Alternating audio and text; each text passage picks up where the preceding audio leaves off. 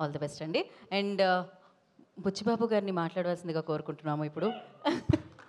Director Buchibabu గారు.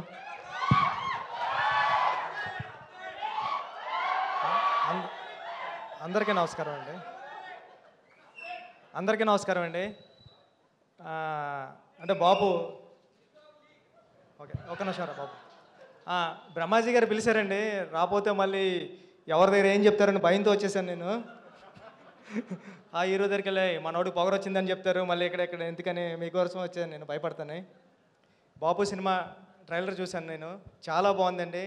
అంటే ఈ సినిమాకి హీరో ఎవరని అడుగుతుంటే అనవసరంగా అడిగాను బ్రహ్మాజీ గారిని, డైరెక్టరే హీరోగా కనపడుతున్నాడు కదా అనిపించింది నాకు. చాలా చాలా బాగా చేశారు దయ్య గారు. మీరు ముందుకు రండి, నేనే దాక్కుంటా అంటే నాకంటే వెనక దాక్కుంటున్నారు. చాలా బాగా చేశారు సినిమా.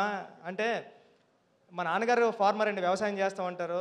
మా నాన్నగారు ఒక మాట అనేవారు, అంటే ఇక్కడ దీంట్లో ఆ డైలాగ్ వేశారు, ఏంటంటే డైలాగ్ కాదు కానీ ఫార్మింగ్ అంతా వేసిన తర్వాత మనీ అంతా లాస్ అవుతుంది కదా వర్షం వచ్చిన తర్వాత. మా నాన్నగారు అనేవారు, ప్యాకెట్ ఆడితే డబ్బులు ఎదటోడికి వస్తాయో లేకపోతే పక్కోడికి వస్తాయరా, వ్యవసాయం చేస్తే ఎవడికి వస్తాయో కూడా తెలియదు, పోతాయని.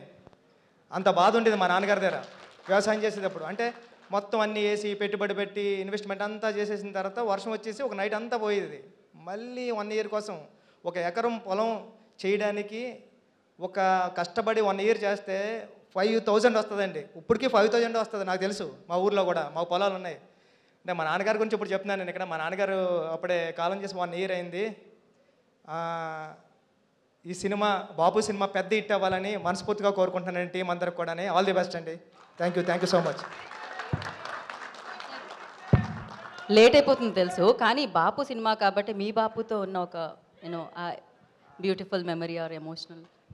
ఉప్పెన సినిమా టైంలో మా నాన్నగారు మా అమ్మ చెల్లి అందరూ వెళ్ళారంటండి సినిమాకి రాజమండ్రిలో. వెళ్తే అమ్మ నాన్న సినిమా చూశాడా అని అడిగాను. ఎక్కడ చూశాడరా, చూడలేదు నాన్నగారు అన్నారు.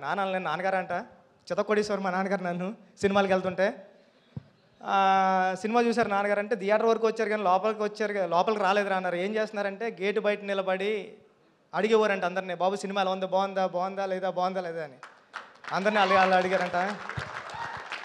అదే అండి, నానా నేను తీసే రామ్ చరణ్ గారి సినిమా నువ్వు అడగాల్సిన అవసరం లేదు. Thank you.